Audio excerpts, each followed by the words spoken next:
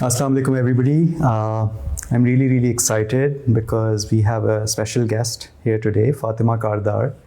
She's one of the most prominent Pakistanis at Microsoft in the US.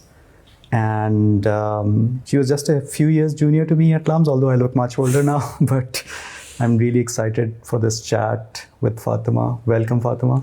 Thank you so much. I am so excited to be here and back in LUMS. It's always amazing to be here. Do you get to come often? Yeah. Not that often. I came 2 years ago. At that point, I spoke to the MBA school as well. So whenever I do come, I try to make sure that I come here to LUMS and relive old memories. But it's not as frequent as I would like for sure. So what brings you to Pakistan this time? This time I was helping part of an international delegation that we had brought to Pakistan with some other folks like Ali Siddiqui, Imran Sheikhs, and we had taken them around the country, helped them meet a bunch of people, just kind of to immerse people on what Pakistan is. I feel कि बहुत ज़्यादा miss होता है कि Pakistan in the public eye externally is perceived in maybe negative to neutral terms, and bringing people here and letting them really see the richness of our country, our culture, our landscape is so exciting. So we had a whirlwind 5 days just taking them around. And have you succeeded in changing that perception? I think so. And honestly, the biggest feedback that we got from them was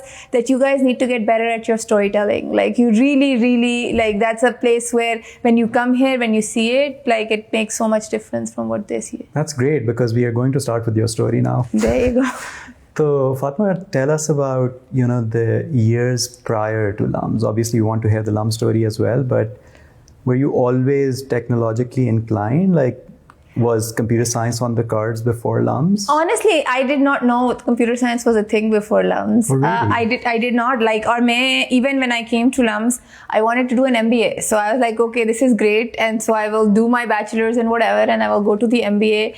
And my first exposure was the introduction to programming and introduction to C++ class that in the first quarter everybody had to take. So I had to take it. That's actually my kind of coming into computer science. But I've always been STEM inclined, inclined with math, science.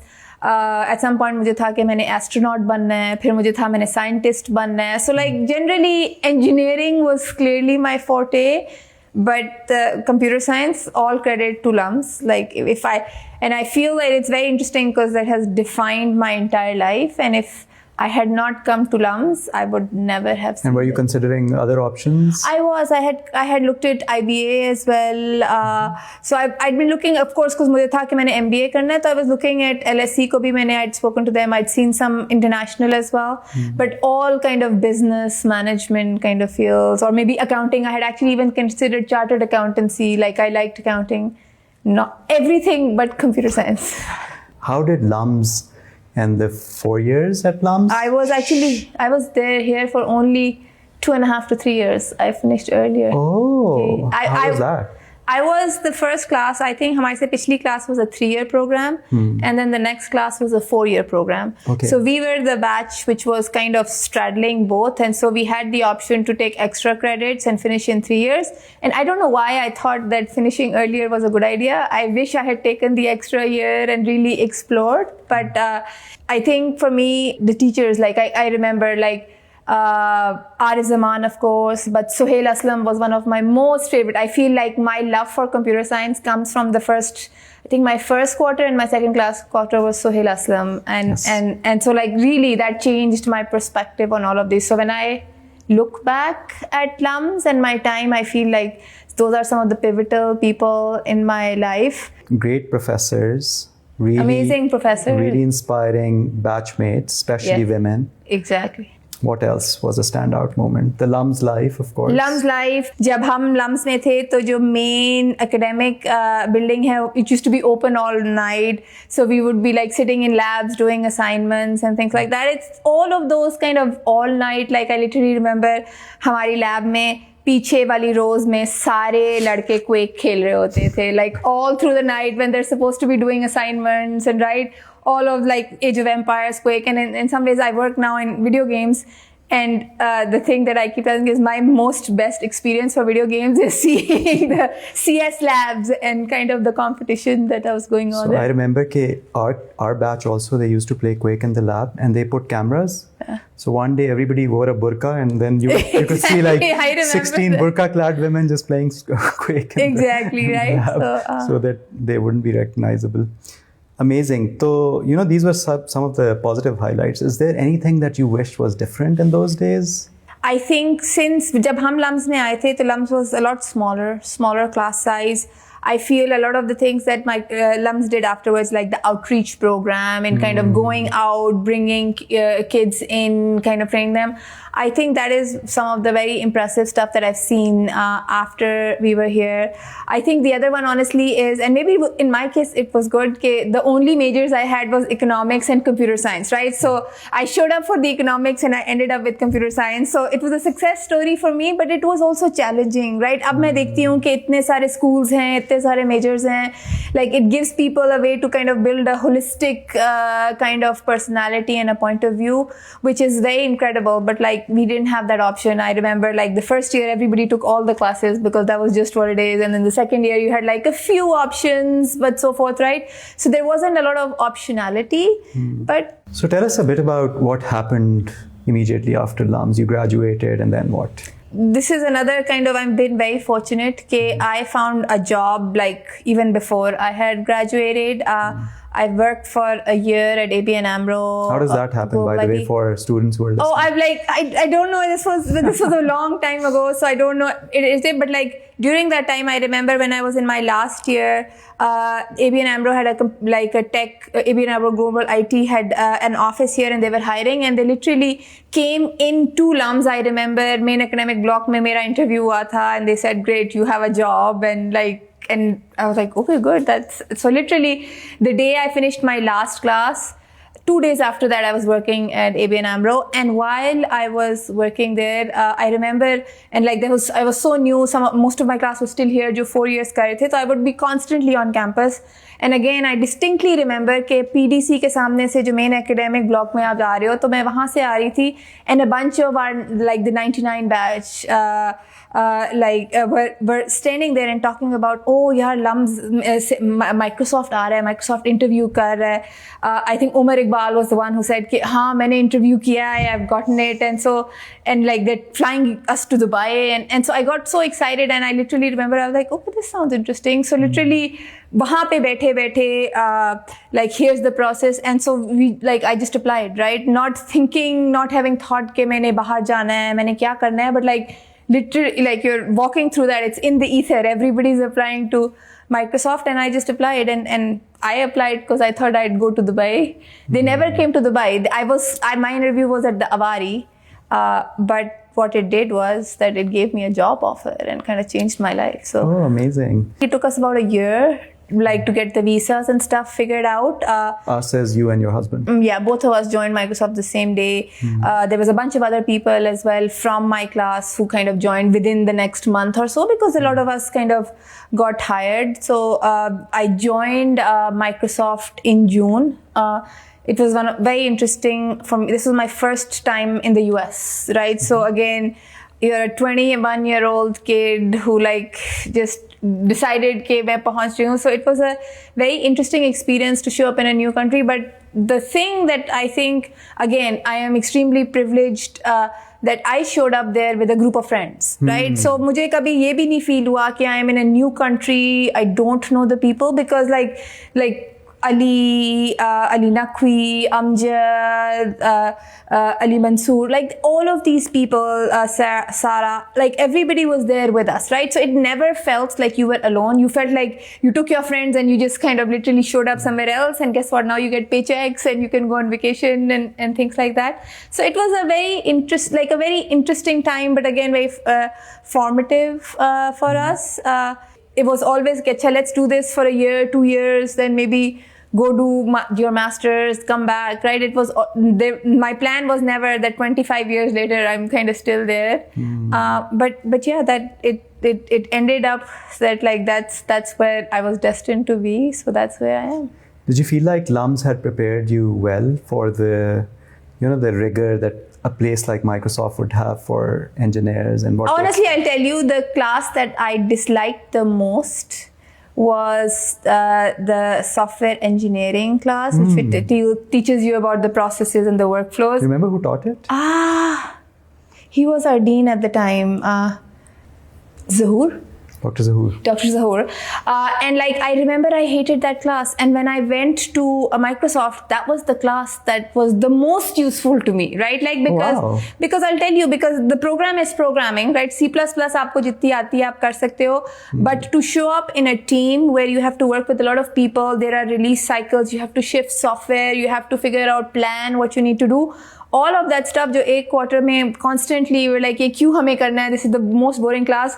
I feel that had some of the most interesting things that I could directly apply. So I would say that for sure.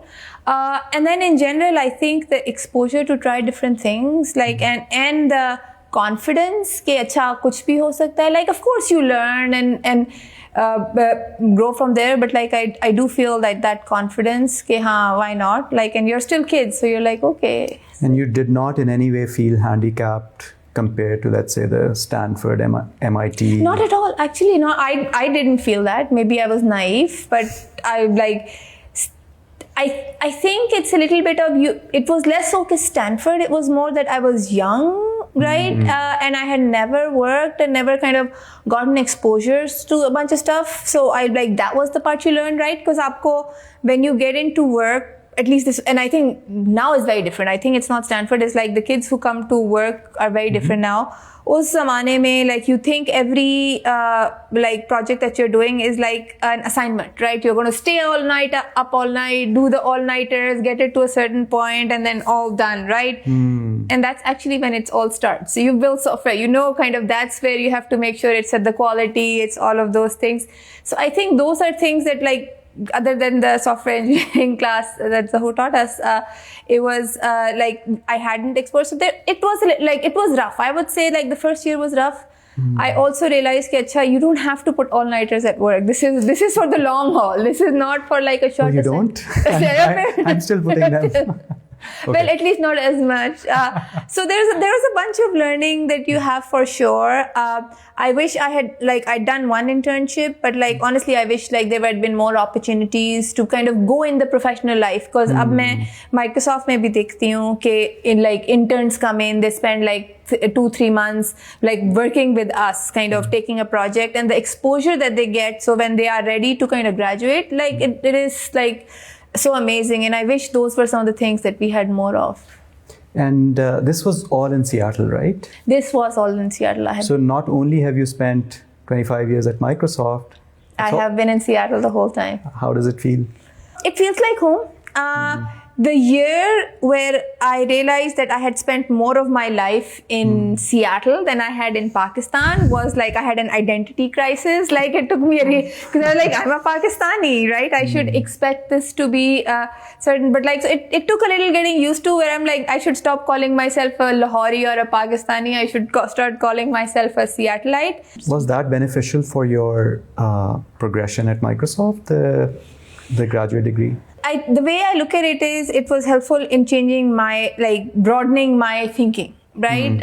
Is there, because I think बहुत लोग expect करते हैं कि आपने degree की है, so now you will get a promotion, or आपने degree की है, or you get a raise. That's not how it works there.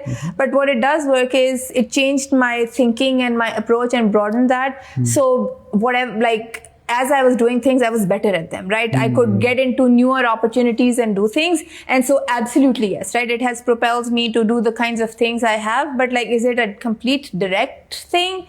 Maybe not. Maybe not. But yeah, for sure, right? The kinds of things you learn. I think the other interesting thing for me was, because I'd spent 10 years working, and then I went to do the MBA. It was very, what was super helpful was applying the concepts that I was learning in business school to real work. And this is also why actually, when a lot of people say we want to go masters, I always tell them work, you don't have to do 10 years, work for 3 years, work for 5 years, because jab uske baad aap masters karoge, it will change your perspective on how you do it. And that I think that's underappreciated, but you will get more out of your masters if you actually spend some time working before that. Tell us a little bit about, for people who don't know, where are you at Microsoft now, and what are your responsibilities? I sit in the gaming division, and really my job is at the intersection of video games and AI. And so I'm looking at kind of how this new flavor of AI will change the gaming industry. And this goes across the board from the Xbox platform itself. So like, what does it mean for the hardware? What does it mean for the platform? What does it mean for experiences that are richer, all the way to what does it mean to build video games in an AI first world? How do you think of entertainment, right? Like in some ways, video games is a form of entertainment, but the world is full of all other kinds of entertainment as well. And AI makes it all the more interesting. Like I look at if anybody's played with the new Sora app that OpenAI put out with the new video gen model, like it's entertainment, right? So, yes. And it's so like I look at across the whole category of sales and like really think, what is the next 10 years, right? And you're currently the senior VP? I'm the corporate vice president for gaming AI in the Fantastic. And this is clearly something that very few Pakistanis, this is a level that very few Pakistanis make it to, right? Even among your extremely bright colleagues, you're probably one of the few ones who made it to this level. So now talk to us about how was your journey unique in helping you get to this position?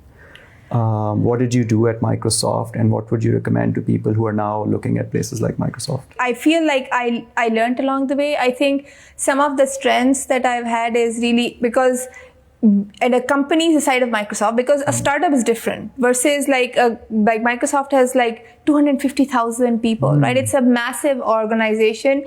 And so a lot of what you do is really figuring how to work with others. This is actually one of the things that is people think that you're going to go in, you're going to sit in front of your computer, you will write code or you'll do something like that and you get done. Most of the time is interacting with people, like negotiating with people, figuring it out. We need to do this, you need to do this. How do we get this working? And so that part is so critical and so important, and people don't kind of realize that you need high EQ, you need to be able to understand how to work in teams, how to collaborate, because it's not कि अच्छा आपने assignment कर ली है, right? You have to take your team along, you have to get people who are maybe somewhere in a very different thing. So I feel those are some of the skill sets that have really helped me, because even within Microsoft, I started out in pure engineering. I became a leader. I've switched from engineering to product management, and then product management to more kind of technical strategy that I was doing at the company-wide level. So, I did so many of these different kinds of things, and it has been very purposeful for me to try new things, right? That is one of the things that I think defines my career at Microsoft, is that I never let myself get comfortable. Like I've done something for a while, and I'm like, I can do this in my sleep. Clearly it's a sign I need to do something else, right? So I always feel like you need to be a little uncomfortable in kind of whatever you do, because if you're uncomfortable, you will be forcing yourself to learn and grow, and then kind of that gets it forward. So like be uncomfortable and then really, really know how to work and influence and collaborate with people. And frankly, like given where I am at Microsoft, when I tell people, the technical skills gets you the foot in the door. Like you are working in a technical industry, so you need to do that, but that's not what takes you forward, right? Like if you are very deeply technical, but you are an impossible person to work with, like it'll block you. So I think those are some of the things. And then thinking more, I feel like MBA bhi jo maine kiya tha, is building a broader perspective, right? Yeah. So there's the how you build something, why am I building it, right? So all of those, like what am I building, why am I building? And if you need to connect all those dots, and I feel like that kind of becomes very, very interesting.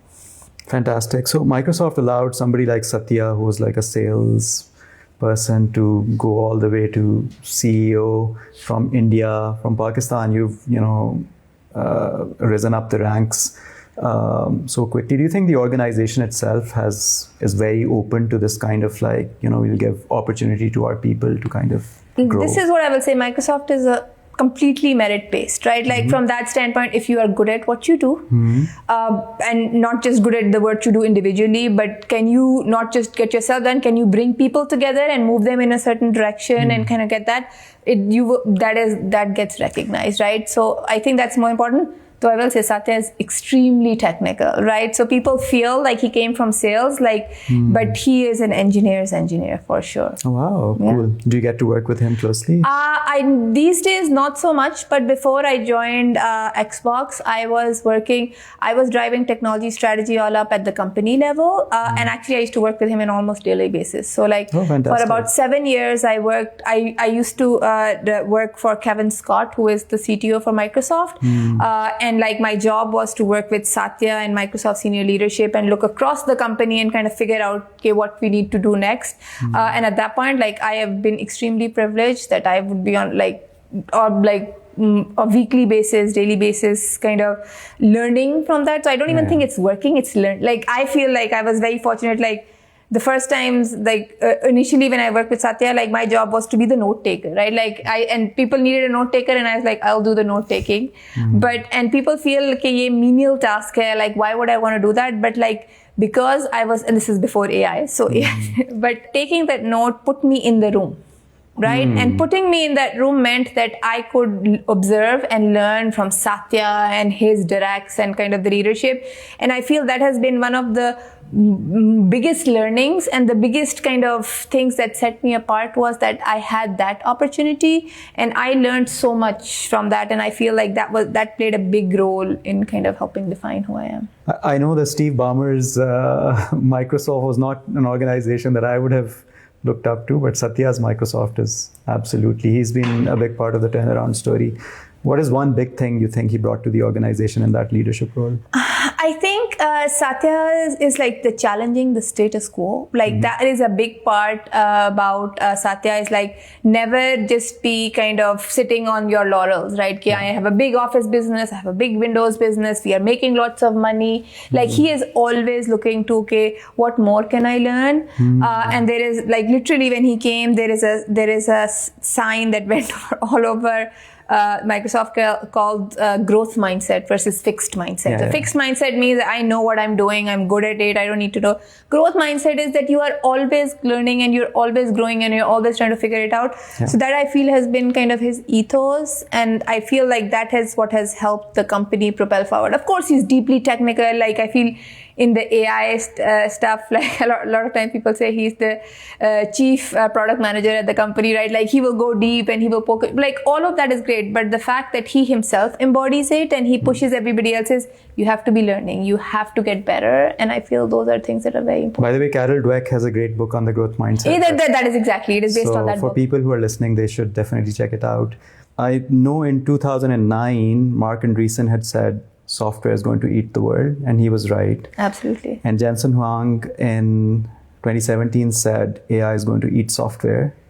It is also happening. It's happening, right? So is Microsoft as a software company rethinking its future? What are you guys thinking? Actually, it's very interesting to your point. Microsoft has always thought of itself as a software factory, right? Our job is to build software that helps make other software. And from that standpoint, actually, it doesn't change much. It's just that software is done a little differently, right? Previously, you are going to be going programming. Now you have software agents that will do things on your behalf, connect your dots. But that core ethos of you are a software factory and how do you make sure that other people have build in it is very core to the company. However, I feel in the both in the times that I worked directly with Satya and even afterwards, it's the focus on how are we doing this? What is this big wave? How do we make sure? What is our role? How do we kind of get those kind of benefits and strategic advantages? So as part of the work I did with Satya and the team was all the OpenAI partnerships, other than the last one, were all kind of happening in my organization, and really thinking about it. And I think the other thing that Satya really changed was it was previously Microsoft has a not built here, and a lot of teams have it. कि अगर हमने बनाया है तो अच्छा है, we will not take a dependency on something else. And he kind of literally threw that out the window. And he said, my job is to figure out the state of the art. And Kevin Scott had a big role to play in it, is where is the state of the art and how do we make sure that we learn from that, right? So the other part is that you are constantly learning. So that was when we did the initial partnership with OpenAI. Nobody knew there would be a GPT-4, GPT-5. We assumed that they are working on AGI.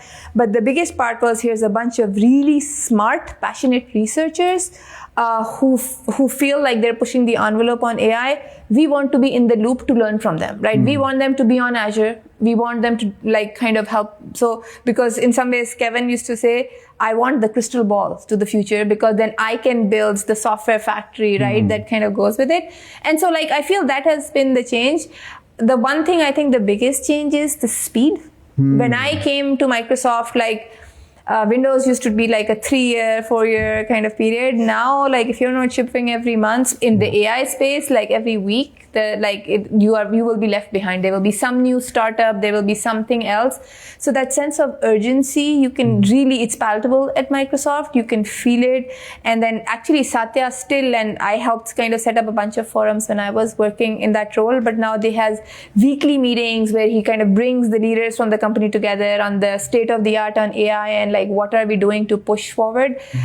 Because right now it very much is that like there are no like, people know this thing is big, everything is not figured out. How do you figure that out? How do you make sure you add the value that you need to? I'll come back to that question, but before that, there's a general perception that there's a falling out between OpenAI and Microsoft. Is that, do you have comments I don't know if it's falling out. I think like depends on who you ask. I think like when with the first partnership that we did with OpenAI, they were Sam was well known, but it was a small startup, which was a non-profit that had this ambition, right? It was a very like, and even when people think, you had the foresight to do a partnership with OpenAI, the partnership was not unhone GPT-5 karna hai. It was about crystal ball, right?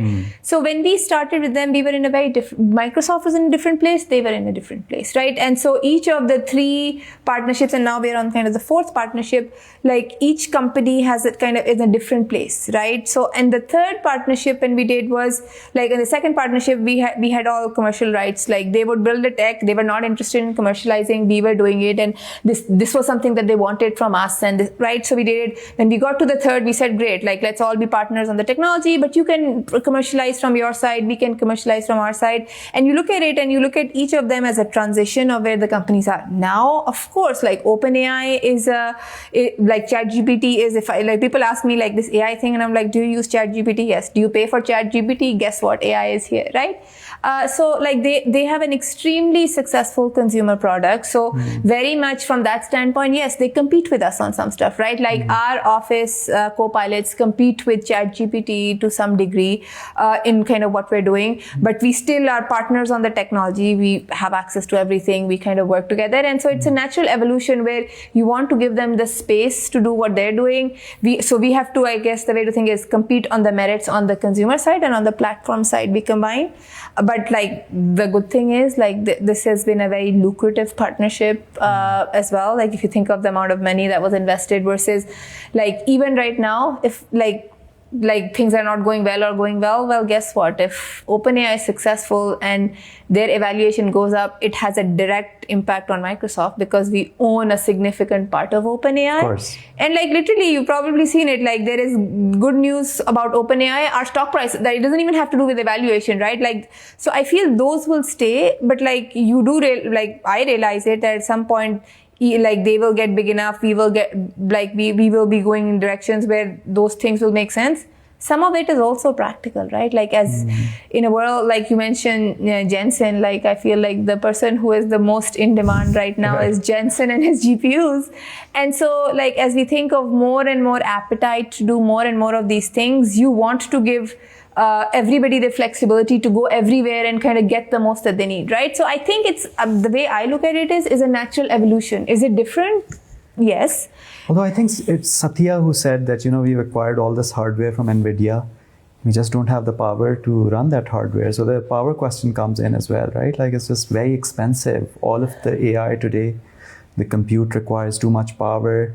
And one criticism is that, all of these MANG companies, including Microsoft, have pumped in so much money into AI that they just can't afford for it to fail any longer. And many people are scared that it's a bubble that's going to burst. Here's what I'll tell you. I think Bill Gates says that is like we overestimate the impact of technology in the short term, and we underestimate its impact in the long term. And I think AI is very similar, right? So there is clearly some bubble, right? I don't want to like what percentage of what we see is, and so maybe the word is not bubble, the word is froth, right? Because you don't exactly know what part of it is real right now, what part is not.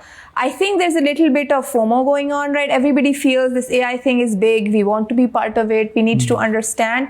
And so that is leading to kind of overinvestment in some things. And so I do feel like in a few years it will settle down, right? Because right now there are no winners, right? It's not like search and there's already Google. So there's just so much you can do. Like it's all up in the air. So I do feel it's a little bit of people figuring it out.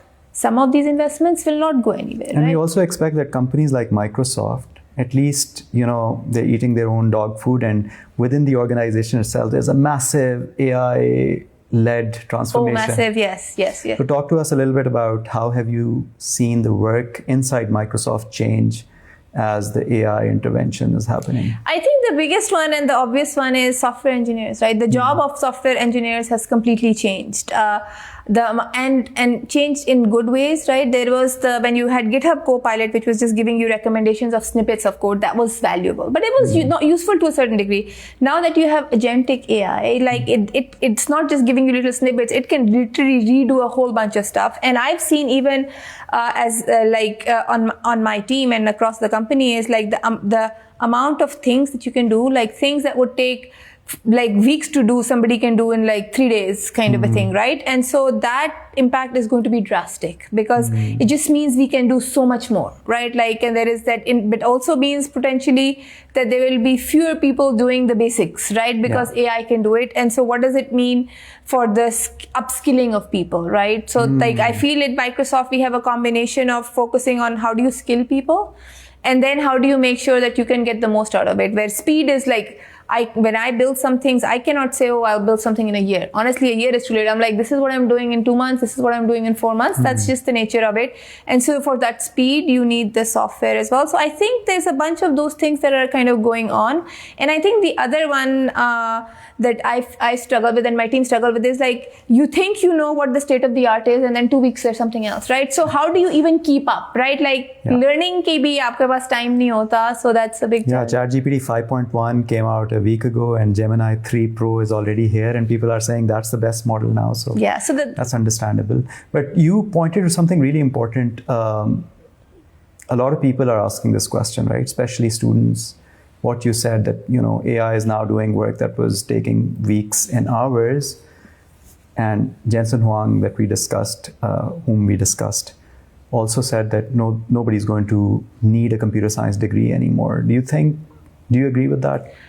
I think maybe not the computer science degree that I did, or right, but I do think people need the basics and intuition. And like this is one of the things that I find, like as I've spent time at Microsoft, is you don't need to be an expert in something, you need the intuition of something, right? Because you should assume that there will always be far more knowledge that you can kind of gather. You need to know enough of it to connect the dots. Like that's kind of my thing, and understand how things work together. And some things you will go deep, and some things you will stay hollow. So I feel like we should absolutely have computer science degrees that can give you that, right? Like and kind of that has to be very relevant. How it connects with AI, how it connects with the world, how does it mean, to your point, you mentioned power, right? Like I think of, like, people don't think power is a tech industry problem, but power is very much a tech industry problem, right? So I do think that that is super valuable. I think the other way to think about it is, okay, previously we used to work in a tech industry.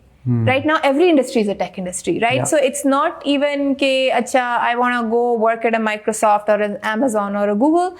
You want to be in healthcare. You want to you want to go make movies, anything like that. Tech is such a core part of it that if you don't understand and really kind of can't write code, right? Like you can be completely you might not have done an introduction to C++ programming code or Python, the language that people use right now, but you should be able to write Python to do some stuff, right? The AI helps you, but if you don't understand how this stuff works, like really, it'll be really hard, right? You're very accomplished. You've done really well in your career, and you must feel the weight of all of this privilege how do you think about giving back, and especially giving back to Pakistan and LUMS and all of the institutions and people and country that have allowed you to get to the place that you are? Honestly, I am extremely grateful to LUMS.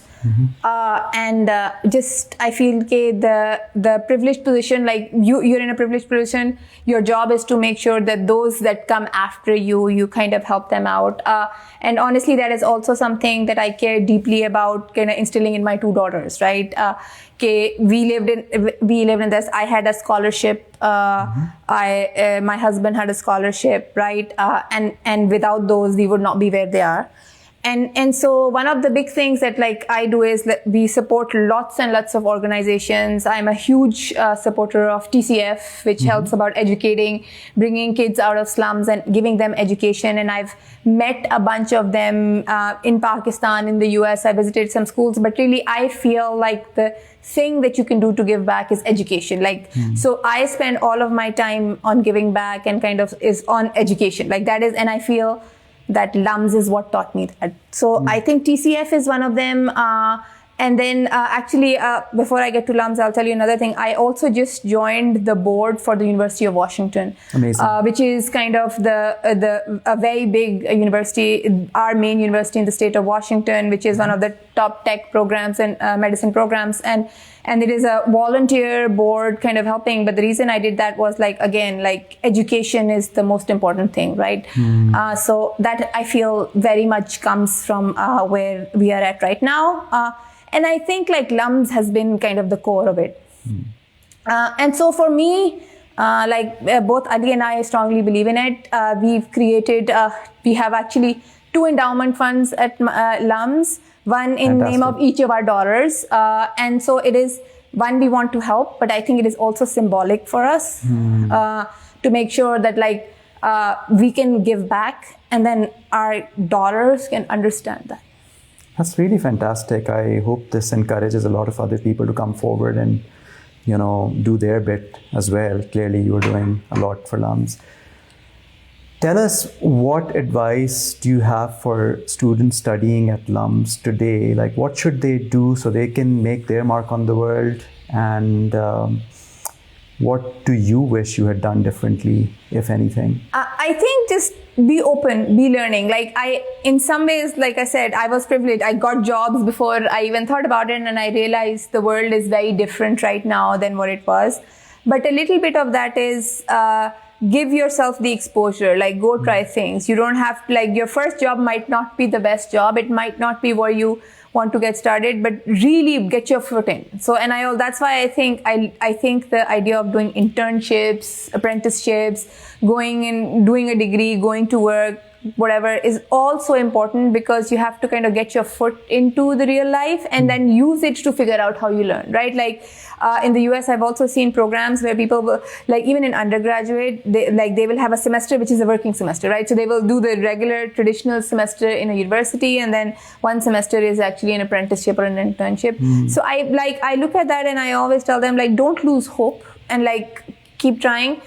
I think the interesting thing right now is that right now, the tech industry is going through change with AI, and because tech has such a outsized impact on the society, the world is going through kind of a transition point, right? So I could tell you 10 years ago, go do this field, and I know this field will be going well. I can tell you right now that most of the jobs that we have right now will look very different in 10 years, right? So I don't know how many. I don't know if it's 10%, 20. I think it's more than 10%. Maybe 50% is a good number. But that will change. So your job is to make sure that you set yourself up well, build your core experiences, go work on those, learn at the intersection of tech and another industry. If you understand healthcare and tech, super important, tech and some tech and manufacturing, whatever kind of thing. Build your portfolio, because the world will look different in 10 years, 10 years, 15 years, and then it will stabilize. So I think the kids who are graduating right now, probably the hardest ones. I feel by the time my daughters kind of get there, hopefully they will know. But I think it's also important to remember that anywhere from 60 to 80% of the jobs that exist today did not exist 80 years ago. Yes. Right? People forget that, especially in a time where so much change is happening. There is so much uncertainty. Is like we are going through that transition. It feels faster because everything with AI is faster, but there is light at the end of the tunnel, and your job is to make sure that you have set yourself up well with the broadest set of experiences and learning and skill set that will help you be successful on the other side. Any specific suggestions for majors people should be choosing? Computer science, you've already said, is not. Computer science, I think engineering, I think because the skill set, like the core to your point, analytics, like analytical is what your job is. So I think all kinds of engineering. The thing that I will tell you, and this is kind of mine, when I was at LUMS, we used to have a social sciences minor, and I was like, who would do this?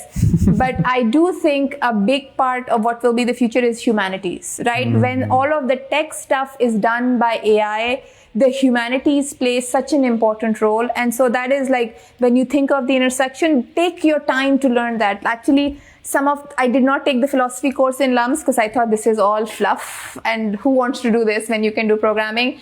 But I have spent so much time talking to philosophers about AI, and some of the conversations that I've had are so fascinating. And so I look at it and I'm like, I wish I had learned more about it, because I'll tell you some of the things is like, human beings have had vocabulary for what are humans. What are the characteristics that make us human? And then we have vocabulary for what is a machine and what are the skill set. And the challenge and the thing that people are struggling with in the world is this AI is not machine, not human. It is really tech, but it is starting to mimic the characteristics that you defined for being human. And so I think it leads to kind of existential identity crisis for humans. Is what does it mean to be human? Like, is it humans are creative so they can make music? Well, AI can make music, right? So all of these kinds of things. So I look at those and I'm like, really what you need to be is equipped in that kind of world. Society will change and those. So really, if there's one thing you can do, spend some time leading into humanities. On that very profound note, I think, thank you, Fatima. This was really a lovely conversation. I hope you keep coming back to LUMS and keep giving back to LUMS as well. And I hope many people will be inspired by this conversation to follow Fatima's footsteps. Thank you so much. Thank you so much, Yasser. Thank you for spending time with me. Actually, I had so much fun reliving LUMS. So thanks. Thank you.